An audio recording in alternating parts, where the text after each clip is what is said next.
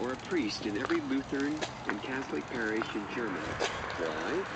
Because Hitler calculated that he would be a force for stability for his regime. And people still debate whether or not the Catholic Church in Germany and in Rome was in total support of what Hitler was doing to police. Anyway, that began another horrid chapter in the history of those professing to be followers of Jesus of Nazareth. But McGovern goes on, what kind of folks comprise the 54% of Catholics, white evangelicals, and white mailing Protestants, the 54% who attend church regularly and say torture would be justified? What kind of people are those? McGovern says an informal survey of my friends suggests these are the My Country First people. Like the fellow McGovern writes, who recently gave me the finger when he saw my bumper sticker, which simply says, God bless the rest of the world, too.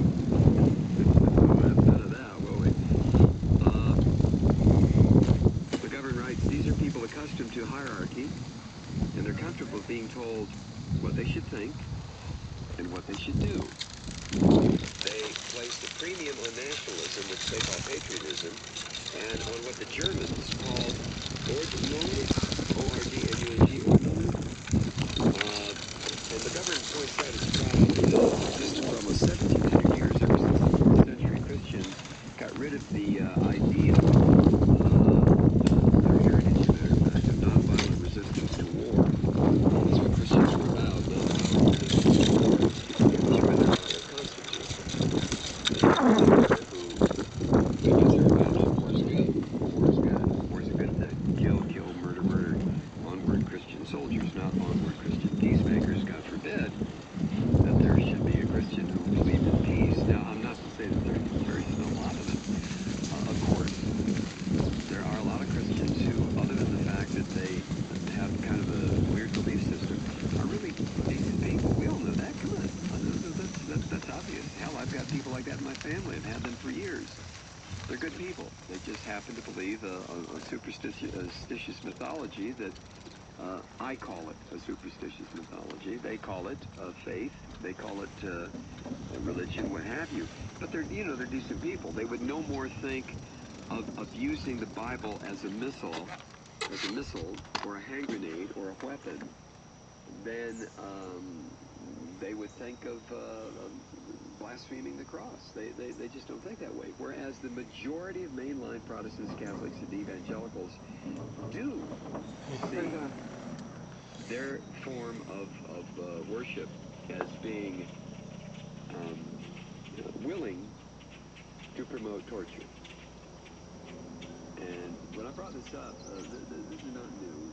I don't know why McGovern's just writing about it now. He just wrote about it today, but or was posted today. This is a study that came out several months ago, and I remember talking about it on the air because at first I was kind of shocked.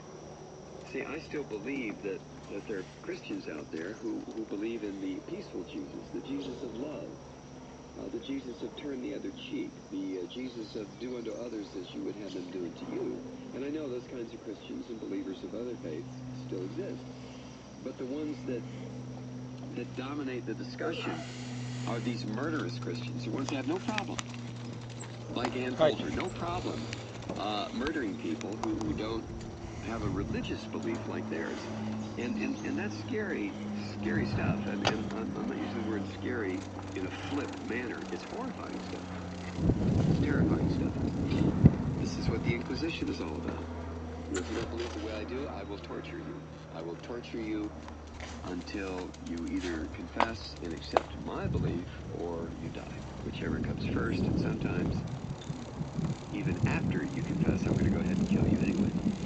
Wow. Sick stuff. But to see the article once again, it's at consortiumnews.com, Ray McGovern. To see it again.